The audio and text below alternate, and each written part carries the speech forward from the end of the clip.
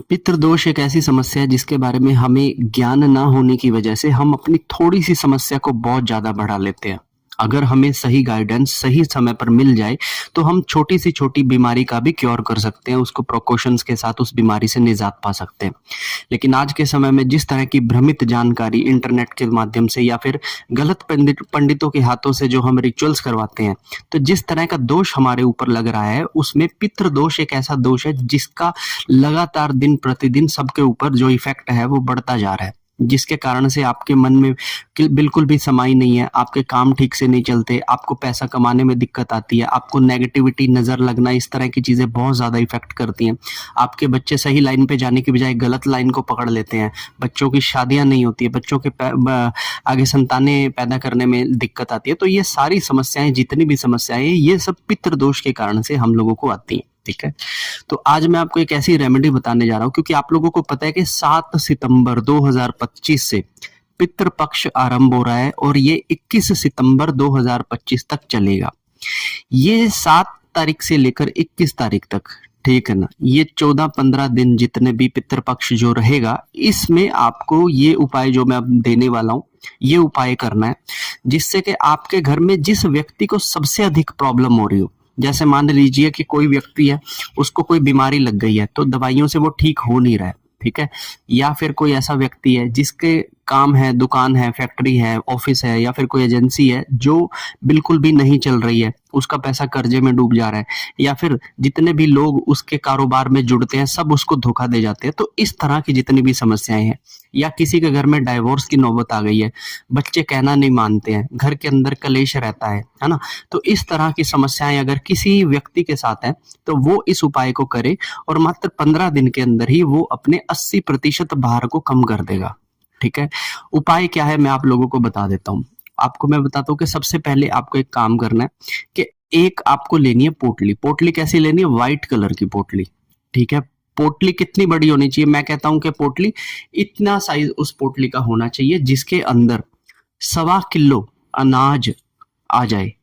ठीक है, अब ये करना कैसे मैं आप लोगों को बता देता हूँ। आप लोगों को क्या करना है कि अनाज जो होता है, अनाज वैसे तो कई तरह प्रकार के अनाज होते हैं, मक्की भी एक अनाज है, बाजरा भी एक अनाज है, गेहूं भी एक अनाज है, लेकिन आप कोई भी अनाज ले सकते हो। और अगर आप सतनाजा लेते हो, मतलब 7 तरह का अनाजा लेते हो, तो ये और ज्यादा इफेक्टिव होगा। ठीक है, सबसे पहले क्या करना है, आपको एक पूरा ऐसा पोटली लेनी है जिसके बीच में आपको 1.25 किलो जो है सतनाजा या फिर जो भी आप अनाज लेने वाले हैं वो लेना है, और 1.25 किलो वेट के हिसाब से एक पोटली बनानी है। पोटली के ऊपर आपको गांठ मार देनी है। ठीक है, अब ये पोटली बन गई। पोटली बनने के बाद आपको क्या करना है, पोटली बनने के बाद आपके घर के अंदर जो भी मंदिर है, ठीक है ना, जो भी मंदिर है, आपको वो पोटली लेनी है, अपने सर से एंटी क्लॉक 7 टाइम्स उस पोटली को घुमाना है। ठीक है, और भगवान विष्णु से प्रार्थना करनी है कि हे भगवान विष्णु, मेरे घर के अंदर, मेरे कुल में कोई भी ऐसा पितृ जो अपनी सही गति को ना पा सके, कोई भी ऐसा पितृ जो मलिन अवस्था में हो, कोई भी ऐसा पितृ जिसे किसी और बाधा में बंदिश कर लिया हो, या फिर कोई ऐसा पितृ जो ऊत अवस्था में हो, ऐसे पितृ को शांति प्रदान करे, मार्ग प्रदान करे, गति प्रदान करे।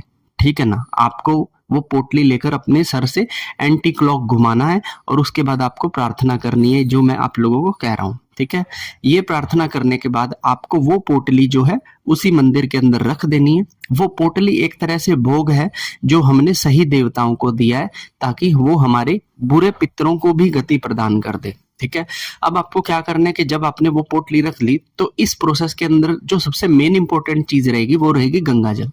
ठीक है, उस पोटली के साथ में आपको एक चीज करनी है कि एक कटोरी के अंदर गंगा जल को ले लें और गंगा जल को भी साथ में रखना है। ठीक है, सुबह ये काम आप करेंगे, सुबह अपने सर से पोटली का उतारा कर कर रखेंगे और साथ में गंगा जल की एक कटोरी रखेंगे। ठीक है, फिर क्या करना है आप लोगों को कि जैसे ही शाम की पूजा का जब आपके समय होगा तो वो पोटली आपने वहां से हटानी है, साथ में जो गंगा जल होगा उसका मतलब अर्पण करना है। आप किसी गमले के अंदर, भूमि के अंदर भी अपने दोनों हाथों से भगवान विष्णु का नाम लेकर वो गंगा जल पानी में जो है धरती पे छोड़ दें। ठीक है ना, जैसे किसी लोटे में है तो लोटे में इस तरह से करके छोड़ दिया, किसी कटोरी में है तो इस तरह से दोनों हाथ लगाकर छोड़ दिया, जो हमने समर्पित कर दिया अपने पितरों को। वो जो गंगा जल है हमने पितरों को समर्पित कर दिया। अब गंगा जल इसलिए ज्यादा इंपॉर्टेंट है क्योंकि आपको पता हो तो भागीरथ ने भी जब अपने पितरों की शांति के लिए भगवान शिव से कहा था, तब उन्होंने गंगा को ही उतारा था। तो गंगा ही आपके पितरों के जो तृष्णा है, जो अवगति है, जो दुर्गति है, इनको सही गति प्रदान कर शांति प्रदान करती है। तो संध्या के समय में आपने गंगा को किसी लोटे में लेकर अपने जल पर छोड़ना है और भगवान विष्णु से प्रार्थना करनी है, जो मैंने अभी आपको बताई। ऐसा करने के बाद जो आपने अनाज रखा है इसे आप उठाकर अलग रख दीजिए, और जब अगला दिन लगेगा तो एक नई पोटली तैयार कर लीजिएगा 1.25 किलो की। ठीक है, तो वो पोटली आपने अगले दिन रखनी है, और जो पिछले दिन की जो पोटली है वो नेक्स्ट डे ले जाकर आपको वो आप चिड़ियों को डाल दीजिए। ठीक है ना, वो खाने के लिए जैसे कई पक्षियों को डाल सकते हैं, कई चींटियों को डाल सकते हैं। इस तरह से उस पोटली को आप जो अनाज उसमें है वो आप अलग अलग छोटे छोटे जीव जंतु को दान कर दीजिए। चिड़ियों को दे दीजिए, कबूतरों को डाल दीजिए, चींटियों को डाल दीजिए। इस तरह से आपको वो छोटी छोटी चीजें जो है, छोटा छोटा जो अनाज के दाने हैं, वो आपको छोटे छोटे कीटे मकोड़ों को खिला देने हैं।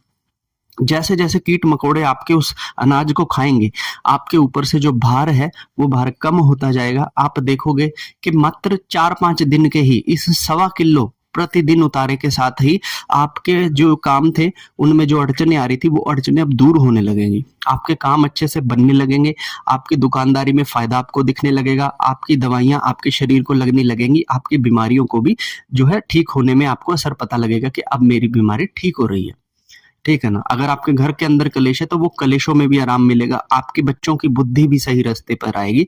तो ये जो आपको करना है, ये उतारा आपको करना है 15 दिनों तक।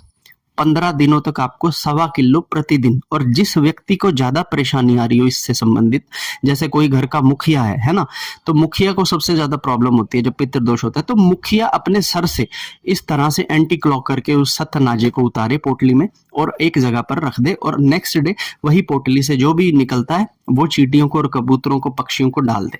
ठीक है, ये उपाय एक ऐसा उपाय है जो आई थिंक बहुत सस्ता भी आप लोगों को पड़ेगा, जिसके लिए किसी बड़े पंडित या पूजा की आवश्यकता आपको नहीं पड़ेगी। देखिए, पितृदोष एक ऐसा दोष है जिसमें कहते हैं कि एक हाथ से ताली नहीं बजती। अगर आपको बहुत भारी पितृदोष है तो चाहे आप उज्जैन चले जाइए, चाहे बिहार के गया में पितरों का अर्पण तर्पण करवाए आइए, लेकिन फिर भी उनकी आत्मा को शांति तभी मिलेगी जब आपके सत्कर्म होंगे।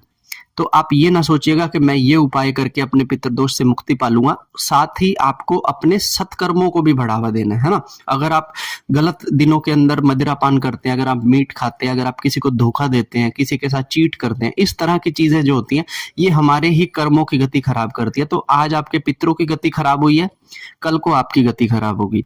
तो इस तरह की चीजें सब आपको बंद कर देनी है। नित्य भगवान का पाठ करना है, आपकी जिस भी देवता के अंदर रुचि है उनका पाठ करना है ना, और अपने पितरों की मुक्ति के लिए सबसे बड़ी कामना करनी है।